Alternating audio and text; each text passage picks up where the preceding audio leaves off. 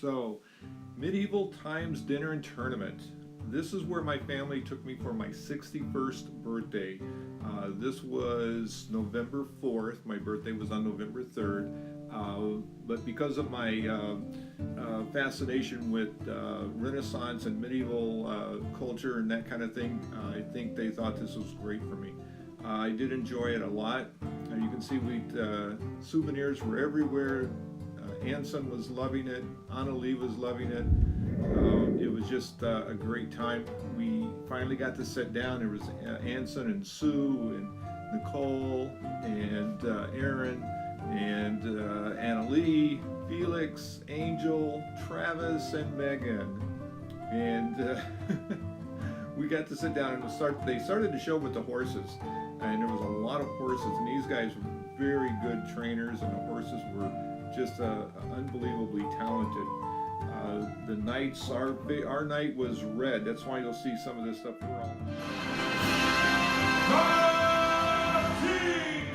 Made his announcement and entered into the stadium and introduced all the knights, the red knight, the green knight, and on and on and on.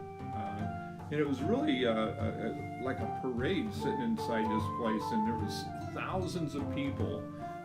Again, if you look at the people, our row was 10, and times that by all those rows you see. Then the princess came out, not the queen, but the princess. And then we did some more horses, and this particular horse was amazing. And watch him jump here in a second. Unfortunately, our waitress was walking by at the same time, and bang! He delivers a back kick up in the air.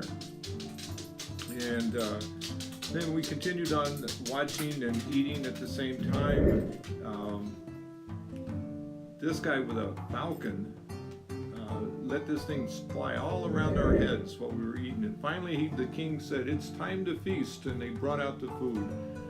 The interesting thing was there's no silverware. We had to use our hands for everything, and it was chicken and corn and potatoes and bread, and the guys had their beers and sodas and coffees that we had later. We had our flags that we waved around and cheered them on. You'll see here that more cheering and praising. There's our red knight again. We love this guy. And here was some spear throwing. They would ride and then throw this spear into a target, and we would cheer him on. And then they did some more expositions, going back and forth. And the king talks to this guy for a while, and the horse kneels and bows, and we all applaud for it, wave our flags around. Then the battles begin, and these sparks were just flying, and well rehearsed, good choreograph going on there. The lighting was something else. Jousting. My favorite part was the jousting. They set this whole thing up in there, and they got on their horses and they rode, and then the guys would get jousted off. That was our red knight that went flying off, and he does battle on the ground with the blue knight. And unfortunately, our red knight was theatrically killed.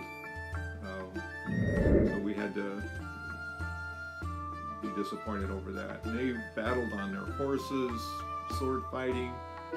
Those sparks were just amazing. I haven't figured out how they did that yet.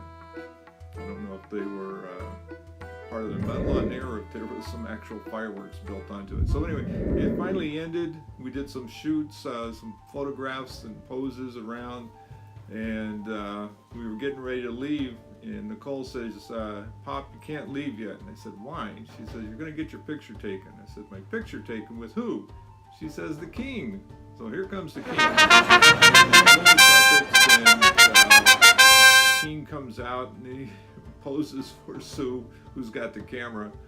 And then I come out, and I have to get down on my knees and hang on to a sword. And the guy says, instead of knight me, because he sees how old I am, after I tell him, he declares me king. King Harold! And then we wrapped up that night. Thank you, guys.